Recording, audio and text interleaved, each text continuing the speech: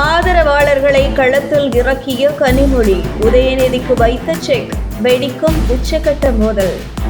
வரும் 2026 சட்டசபை தேர்தலுக்கு இன்னும் ஒரு வருடமே இருக்கும் நிலையில் ஒரு இடலில் சிக்கி வருகிறது திமுக தலைமை.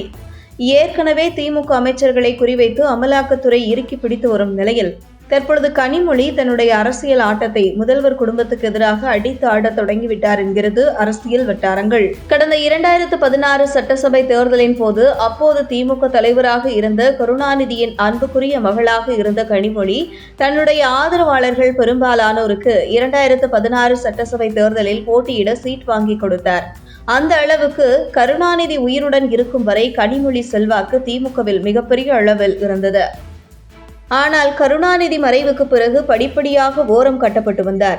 மேலும் ஒரு பக்கம் கனிமொழி ஓரம் கட்டப்பட்டு வந்த அதே நேரத்தில் உதயநிதிக்கு முக்கியத்துவம் கொடுக்கப்பட்டு வந்தது திமுக முதல் குடும்பம். இதனைத் தொடர்ந்து ஒரு பக்கம் தன்னை ஓரம் கட்டப்படுவதை உணர்ந்த கனிமொழி, ராஜ்யசபா எம்பி எல்லாம் இனி கதைக்கு ஆகாது, களத்தில் இறங்கி அரசியல் செய்ய வேண்டும் என முடிவெடுத்து 2019 நாடாளுமன்ற தேர்தலில் தூத்துக்குடி தொகுதியில் போட்டியிட்டு வெற்றி பெற்றார் கனிமொழி. இதனைத் தொடர்ந்து அடுத்து நடந்த 2021 சட்டசபை தேர்தலில் கனிமொழி ஆதரவாளர்கள் முற்றிலும் புறக்கணிக்கப்பட்டு சீட் மறுக்கப்பட்டார்கள். இதில் ஒரு சிலருக்கும் கூட தொகுதி மாறி போட்டியிட வாய்ப்பு வழங்கப்பட்டது. அதாவது கனிமொழிக்கு ஆதரவாக இருந்தால் இனி திமுகவில் சீட் கிடைக்காது, கட்சியில் பதவி உயர்வு கிடைக்காது என்கிற நிலை உருவானது. இருந்தாலும் பொறுமையாக தன்னுடைய அரசியல் நகர்வுகளை நகர்த்தி வந்தார் கனிமொழி. இந்த நிலையில் வரும் 2026 சட்டசபை தேர்தலில் திமுகவில் தன்னுடைய செல்வாக்கை நிலைநிறுத்த முடிவு செய்த கனிமொழி, தனக்கு இனி டெல்லி அரசியல் வேண்டும். வரும் 2026 தேர்தலில் தூத்துக்குடி பாராளுமன்ற தொகுதிக்குட்பட்ட ஒரு சட்டசபை தொகுதியில் போட்டியிட்டு திமுக அமைச்சரவையில் இடம்பெற முடிவு செய்த கனிமொழி, அதற்கான தேர்தல்களை தற்பொழுதே தூத்துக்குடியில் முகாமிட்டு தீவிரமாக செய்து வருவதாக கூறப்படுகிறது.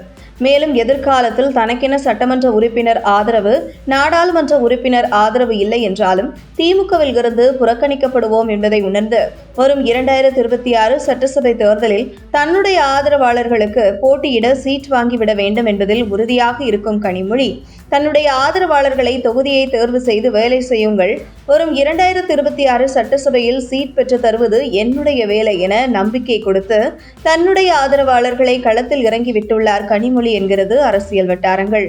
இந்த நிலையில் முதல்வர் மற்றும் உதயநிதி ஆகியோர் மீது அதிருப்தியில் இருக்கும் திமுக மூத்த தலைவர்கள் மற்றும் முக்கிய அமைச்சர்கள் பலரும் கனிமொழிக்கு ஆதரவாக இருந்து வருவதாக கூறப்படும் நிலையில், எங்கே உதயநிதிக்கு போட்டியாக கனிமொழி உருவெடுத்து விடுவார் என்கிற அச்சத்தில் இதுவரை ஓரம் கட்டப்பட்ட கனிமொழி பொறுமையாக தன்னுடைய அரசியல் நகர்வுகளை நகர்த்தி தற்பொழுது அடித்து ஆடத் தொடங்கியுள்ளார் கனிமொழி என்கிறது அரசியல் வட்டாரங்கள்.